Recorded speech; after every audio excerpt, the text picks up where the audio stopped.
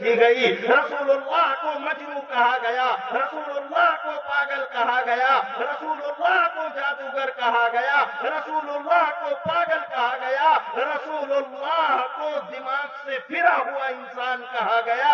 न जाने दुश्मनों ने रसूलुल्लाह को कितनी तकलीफें पहुंचाई। कभी दांत को शहीद कर दिया गया, कभी चेहरे मुबारक से खून निकाल दिए गए, कभी जूतियों को खून से भर दिया गया, कभी आसमानों से पहाड़ों के ऊपर से पत्थर फेंक दिए गए, कभी सजदे की हालत में मोटी मोटी ओजड़ियां लाकर रख दी गई। लेकिन रसूलुल्लाह ने अपने काम को इन तमाम तर मुसीबतों, गालियों, तानों की बिना पर भी नहीं छोड़ा।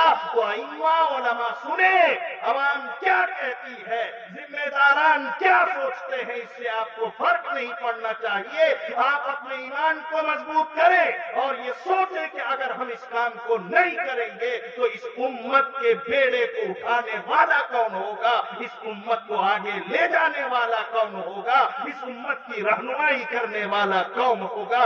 मैं कहता हूं काबिल मुबारक है वो उलमा, काबिल मुबारक है वो इम्मा, काबिल मुबारक है मसाजिद में अजान देने वाले वो मुअज्जिनीन, जिन्होंने लोगों की तानों को सुना, लोगों की गालियों को सुना, लेकिन सब्र से काम लिया।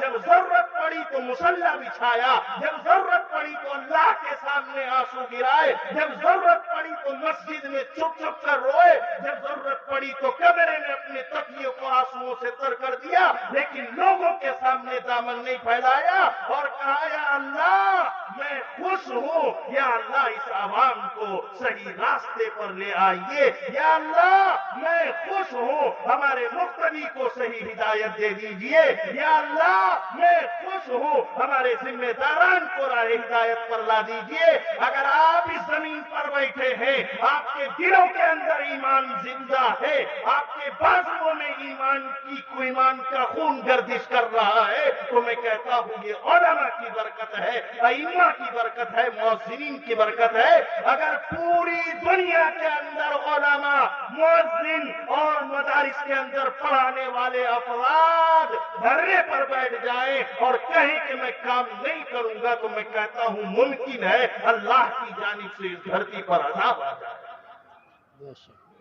क्या लगता है ये खेल कूद और तमाशा है? और सबसे अहम बात तो ये कि बाज कहने वाले मुझे कहते हैं कि अल्लाह ने इमाम साहब की तनख्वाह में बड़ी बरकत रखी। क्या कहते हैं? अल्लाह ने इमाम साहब के तनख्वाह में बड़ी बरकत रखी है। किरीच वाला कुर्ता है, किरीच वाला पैजामा है, किरीच वाली पगड़ी है, मोबाइल भी स्क्रीन टच है, 4G है, 5G है, जूता भी पॉलिश वाला है। अल्लाह ने इमाम साहब की तनख्वाह में बहुत बरकत रखी। और ये बात अक्सर वो लोग बोलते हैं जो कमाते 40,000 और 50,000 है, और 40 और 50,000 कमाने वालों के ऊपर बैंक का EMI इतना चलता है कि सुबह शाम इमाम साहब के पास आकर कहते इमाम साहब दुआ कर दीजिएगा, थोड़ी सी हालत खराब है। ये नहीं बोलेगा कि बैंक से सूद लिया है और पैसा चुकाना है। और क्या कहते हैं कि इमाम साहब की तनख्वाह में बहुत बरकत है। एक शख्स ने जब मुझसे कहा, और वो इंजीनियर है, 1 लाख रुपया महीना कमाता है, मुझसे मिला तो कहने लगा इमाम साहब की तनख्वाह बहुत बरकत है, आप लोग बहुत खुश रहते हैं, मुस्कुराते रहते हैं। तो मैंने उनसे कहा कि सुनो ना, जब मेरी तनख्वाह में इतनी बरकत है तो 2-3 महीना के लिए मेरी तनख्वाह बदला बदली कर लो, मेरा 10,000 तुम ले लो, अपना 1 लाख रुपया हमको दे दो। बोला ये कैसे हो सकता है?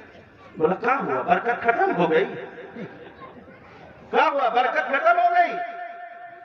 राजमहल इलाके से एक इमाम हमारी मस्जिद के अंदर ऐसा पहुंचा जो पिछले 2 साल के अंदर 2 मरतबा ऐलान कर चुका है कि मेरी बच्ची की शादी है, उसकी तैयारी में कुछ खर्च होंगे, उसके लिए मुझे पैसों की जरूरत है। मैंने उनको साइड किया और उनसे